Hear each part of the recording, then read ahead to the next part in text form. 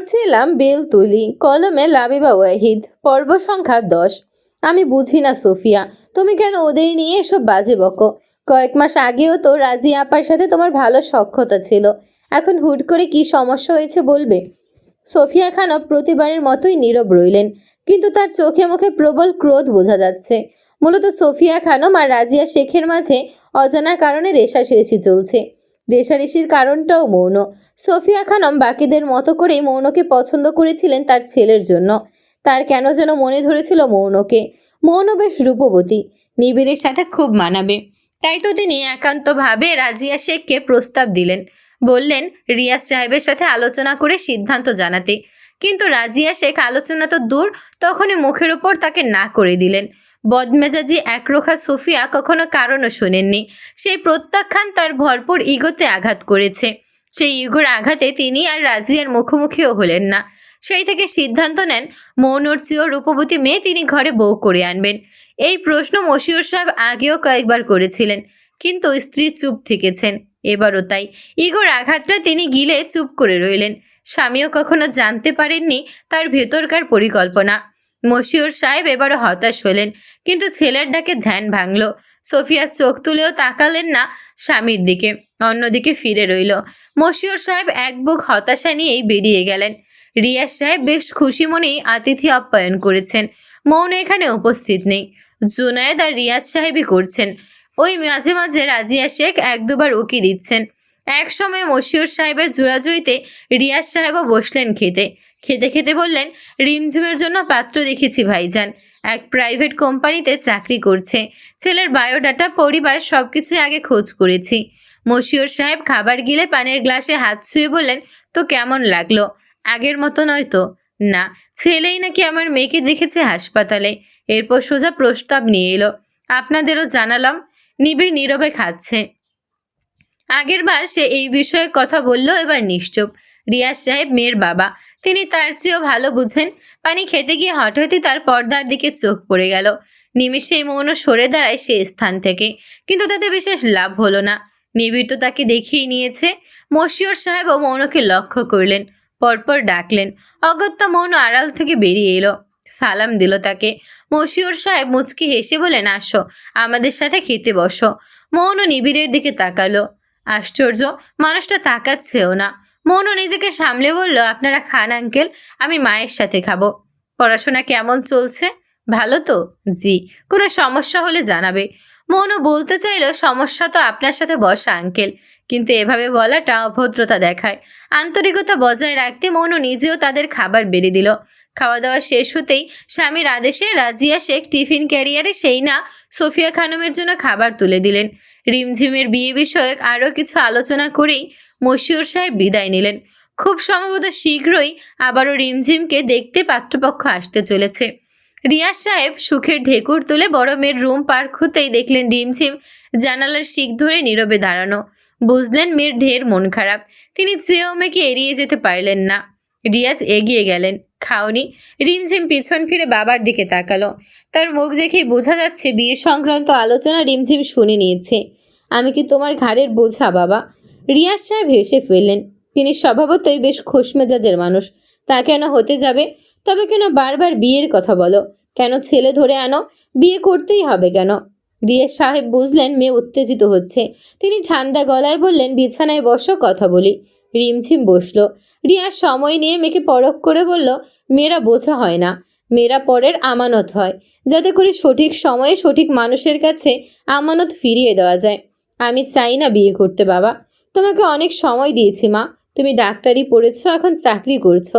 যেই পাত্র আসছে তার তোমার চাকরি নিয়েও সমস্যা নেই। এবার তুমি কিসে অজুহাত দিবে? রিমঝিম চুপসে গেল। কিছুটা সময় নিয়ে বলল, অতীতে। রিয়াজ সাহেব দীর্ঘশ্বাস ফেললেন। মেয়ের অস্বস্তি কোথায় তা না বোঝার মতো অবস্থিতি নন। অতীত বদলাইতে পারবো না, কিন্তু ভুল করা মানে এই নয় যে আমাদের নতুন করে বাঁচার অধিকার নেই। আমিও চাই মা, আমার মেয়ের একটা সংসার হোক, সে খুশি হোক। আমি চাই না আমার মেয়ের ওপর আবারও কুনজর পড়ুক। তোমার পরে তোমার আরও দুটো বোন আছে, এসাকে বাদই দিলাম, কিন্তু মৌনেরও প্রস্তাব আসে রোজ। তোমাকে রেখে ওকে তো বিয়ে দিতে পারি না। কিন্তু বাবা, মৌন ছোট, এত ছোট বয়সে। মৌন ছোট নয়, কুড়ি হতে বেশি দেরি নেই। এই ভ্রান্তি ধারণা কাটাও। বিয়ে মানে তার স্বাধীনতা কেড়ে নেওয়া নয় মা। বিয়ে মানে নতুন এক জীবন। এই যে জীবনে আগের জীবনের মতোই সুখ দুঃখ থাকবে, শুধুমাত্র অভিভাবক বদলাবে। আমাদের শরীয়তের অবজ্ঞা করার সাধ্যই কারণেই। রিয়াজ সাহেব থেমে আবার বললেন, তাই বলে এটা মোটেও নয় আমার মেয়েদের আমি যার তার হাতে তুলে দেব। যদি সুপাত্রের জন্য আমার অপেক্ষা করতে হয় আমি তাই করব। তোমার ক্ষেত্রেও মৌনের ক্ষেত্রেও। সোমবারে পাত্রপক্ষ আসছে, তুমি দেখে বুঝে নিও। এখন সবটাই তোমার হাতে। রিমঝিম আর কিছু বলল না। যতটুকু বলার ছিল বাবার যুক্তিতে তাও মিলিয়ে গেল। রিয়াজ সাহেব বুঝতে পারেন মেয়ের বিয়েতে অনীহা, ভয়, শঙ্কা, কিন্তু আমাদের জীবনে নতুন কারোর সাথে জড়ানোর জন্য রিস্ক নিতেই হয়। সেই রিস্ক কতটা ভালো আর কতটা মন্দ সবটাই ভাগ্যের ওপর। মাবুদের উপর ভরসা ছাড়া আর কোনো উপায় নেই। তবে রিমঝিমের ব্যাপারটা ভিন্ন। সে অজানা আতঙ্কে থাকে সব সময়। একবার যে বড় ধোকাটা সে পেয়েছে, দ্বিতীয়বার কি করে কাউকে ভরসা করবে? নিজের জীবনের সবটা উজাড় করে দেবে? বাবার কাছে এসব বলার মুখ তার নেই। বাবা অনেক সহ্য করেছেন তাকে, এবার তো এর ইতি টানতেই হয়। হাফসার সাথে মৌনর গুরুতর ঝগড়া হলো, তাও আবার মূর্খ আশিককে কেন্দ্র করে। সে মোটামুটি ভালো রকমই হাফসার ব্রেন ওয়াশ করেছে। মৌনও নাকি তাকে আবল তাবল বলে চড় দিয়েছে, অসম্মান করেছে। সেই থেকে হাফসাও চটে গেছে মৌনর উপর। মৌন এক প্রকার রাগ করেই ক্যাম্পাস থেকে বেরিয়ে এলো। জাবেরকে পথে দেখতেই তার অন্য রাস্তা ধরতে হলো। কোথাও শান্তি নেই। মানুষের জন্য সৌন্দর্য সাধনা, আর মৌনর জন্য অভিশাপ। সেই রূপ প্রীতি নিয়ে আজকাল বড্ড বিরক্ত। যদি তার রূপই না থাকতো, খুব সম্ভবত জীবন থেকে 80% ঝামেলা কেটে যেত। মৌন বেলতুতলিতে গলিতেই আখ পেল। আখের রস তার বড্ড প্রিয়। এই ভর দুপুরে মাথা ঠান্ডা করার জন্য আখের বিকল্প নেই। সে দ্রুত আখের দিকে হাঁটা দিল। আখ কিনতে রাস্তাতেই কামড়ে কামড়ে খেতে লাগলো। সে সম্ভবত দেখেছিল তাকে ওভাবে রাস্তার মাঝে দাঁড়িয়ে আখ খেতে কেউ দেখেনি। অথচ বিকেলের মধ্যেই নিবিড়ের মাধ্যমে তার বাড়িতে বিচার চলে গেল আন্টি। মৌন রাস্তাঘাটে আখ ছিলে খেয়ে বেড়ায়। দৃশ্যটি বড্ড দৃষ্টিকটু। ওকে বলে দিন ও আর ছোট নেই এখন। মানুষজন নানান কথা বলে। মৌনর সাথেই দাঁড়ানো ছিল। সে গলা উঁচিয়ে বলল, আপনি কিভাবে জানলেন? লুকিয়ে লুকিয়ে নজরে রাখেন? নিবিড় চাইল মৌনর দিকে। বিরক্তি যেন আরও হুড়মুড়িয়ে বাড়ল। সোফিয়া খানম দুপুরে ছাদে কাপড় রোদ দিতে গিয়ে ছাদ থেকে মৌনকে এই কাণ্ড করতে দেখেছে। সেই থেকে ঘরে কিসব ঘ্যান ঘ্যান করেই চলেছে। মায়ের সেসব কথাবার্তা এক প্রকার বিরক্ত হয়ে এখানে আসা। সে আর যাই হোক, আরেক বাড়িতে এসে মায়ের বদনাম তো করতে পারবে না। তাই দাঁতে দাঁত চেপে বলল, আমার একার বাদেও অনেকের চোখ ঘুরঘুর করছে তোর আশেপাশে। ব্রেইনলেস। ব্রেইনলেস শব্দটা রাজিয়া শুনতে না পেলেও মৌন কান খাড়া করে ঠিকই শুনে নিল। মৌন চমকে নিবিড়কে কিছু বলতে নিতেই নিবিড় চোখের নীরব গর্জনে তাকে থামিয়ে দিল। এই তীক্ষ্ণ নজর তার বড্ড চেনা। শুধু পুরান ঢাকার দিনটাই তার জন্য অপরিচিত ছিল। তবে কি সেই দিনটাই তার জন্য ভ্রম ছিল, নাকি স্বপ্ন? স্বপ্নতে নিবিড় এত সুপুরুষ হয়েও ধরা দেয় বুঝি? মৌন নিজেকে ধিক্কার দিল সেদিনের এক মুহূর্তের জন্য নিবিড়কে ভালো মানুষ ভাবার জন্য। সেদিন মৌন অনেক বকা খেলো মায়ের হাতে। মৌন মনে মনে প্রতিজ্ঞা করল, এর মূল্য আপনি পাবেন নেভি সাহেব। যা ভাবা তাই। পরের দিন মৌন তার পরিকল্পনা বাস্তবায়িত করলো। মৌন সেইনার সাথে দেখা করার অজুহাতে হাতে ঢেসলাই আর মোম নিয়ে এসেছে। কামরুল গেছে সেইনাকে উপরে ডাকতে।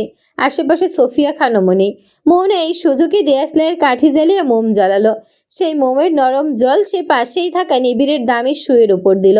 জুতোর ভেতরটা নষ্ট করলো। অতঃপর সেইনা আসার আগেই সে দ্রুত দরজা দিয়ে বেরিয়ে গেল।